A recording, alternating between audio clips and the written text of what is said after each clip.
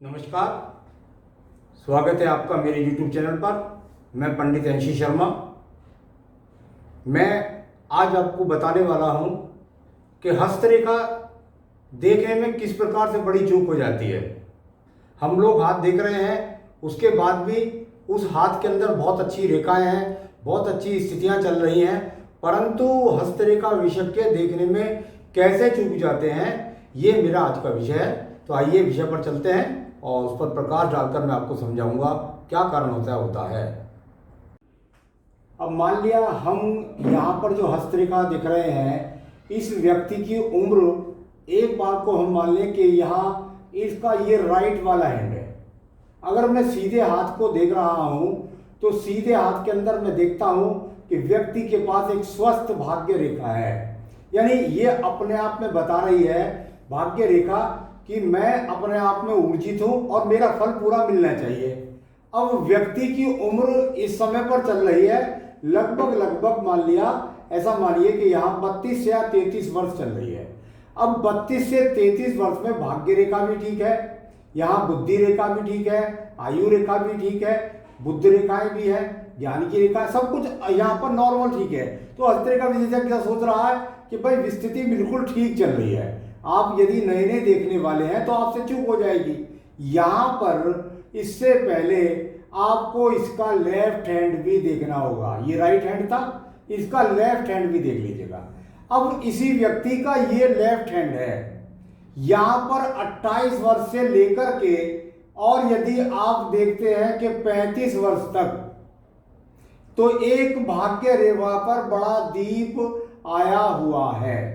यानी ये अपने आप में वो स्थिति है जो बताती है कि भाई आपके राइट हैंड में ये स्थिति यहां पर नहीं थी, तो आप इसको देखकर कह रहे हैं भाग्य तो सही चल रहा है आपका, परंतु आपको निश्चित रूप से उसके भूतकाल की आपको कार्बन कॉपी भी देखनी होगी, और उस पर यदि आप प्रकाश डालेंगे तो 28 से 35 वर्ष के बीच में दीप बना हुआ है। अर्थात ये समय जो है भाग्य के अनुकूल नहीं है, या व्यक्ति का भाग्य यहाँ पर साथ नहीं दे रहा है।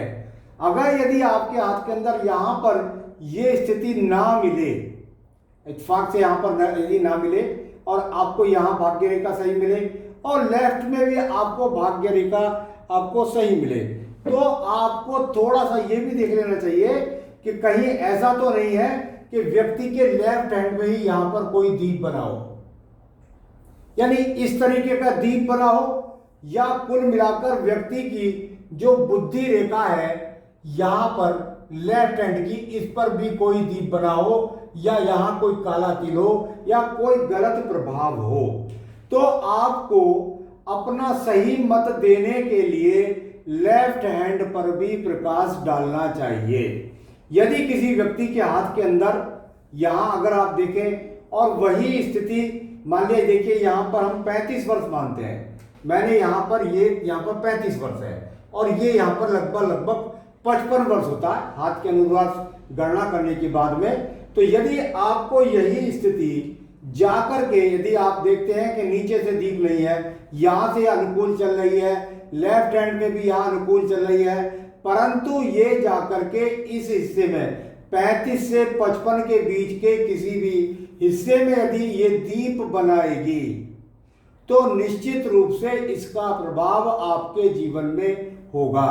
तो ये भारी चूक आपके होने के कारण आपको पहले लेफ्ट हैंड पर भी थोड़ा सा प्रकाश अवश्य डालना चाहिए। वहां बुद्धि रेखा की स्थिति को देखनी चाहिए, उस पर तो कोई दीप नहीं है, कोई काला तिल नहीं है, कोई एक्सटे चिन्ह तो नहीं है। यहाँ पर आपको उसकी आयु रेखा में भी देखना चाहिए, किसी प्रकार की विलंबता तो नहीं आ रही है, तब उसके बाद पूरा प्रमाणित रूप से फल प्रदान करना चाहिए।